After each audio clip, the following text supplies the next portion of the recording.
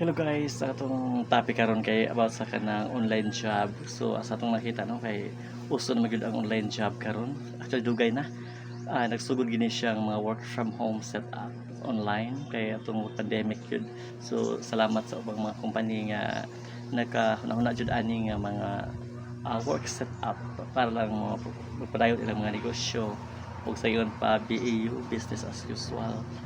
Pero mao gini usahay magud makadungog ta sa uban nga online mag VA kina kog sweldo kanang dali rang kwarta na uban mo earn og 50,000 a month 80 ambot lang kay kung kasuway ana pero kung swerte on di ay basin di ay makakuha na pero mao lagi usahay makadungog magud ta nga makomparison gud nga nganong daw gamay og sweldo kasi pulano dako daw yana.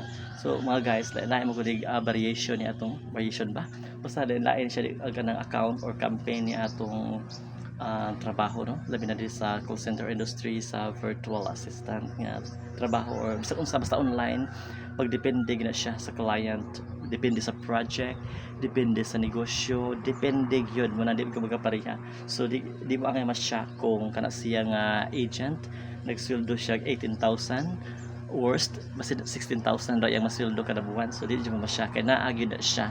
So kani no dugay-dugay na biya ko aning call center no mga mag 10 years na karong May. Actually May 25 jud ko nagsugod sa Tech Mahindra sa una sa Cebu local account pag ito Globe, and guess what mga guys, pwede ako sweldo nito 325 pesos.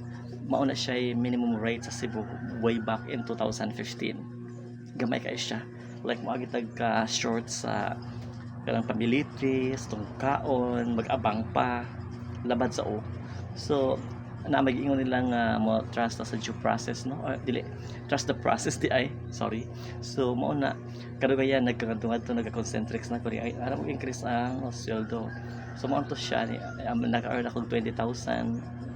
So for 20,000 naman siya pinakataas ang kuan no o maka-incentive maabot og 22 maura o medyo kasuwayan ang maabot og 30 pero basi day na magdepende siguro po sa ato educational attainment kay ako high school graduate naman ko guys kanang ato yung karaan ko dili kito 12 kaya sa panahon wa man na sarap nang tuig gari abot ng kito 12 ng curriculum wa man na sa una niya mao to kanang nag-online lagi ko na so depende rin sa malas magana sa ka na barato sweldo kanang bisag unsa orasan pwede ka matangtang so yeah sariling sikap gid perme niya na online uban nga kanang commission based.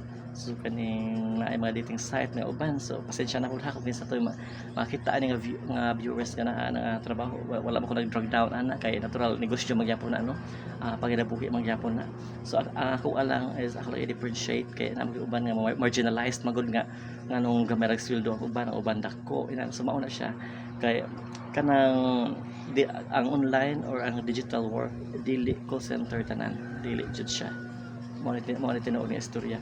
Call center ang virtual assistant lahi sa siya. This is not for everyone kay I know daghang aware ani nga industry labi na itong nag-work from setup nga pwede makabasa ani. So mo to guys to wrap this up discard ra gyud na siya sa kinabuhi kanya-kanya sariling sikap tayo. Thank you for watching.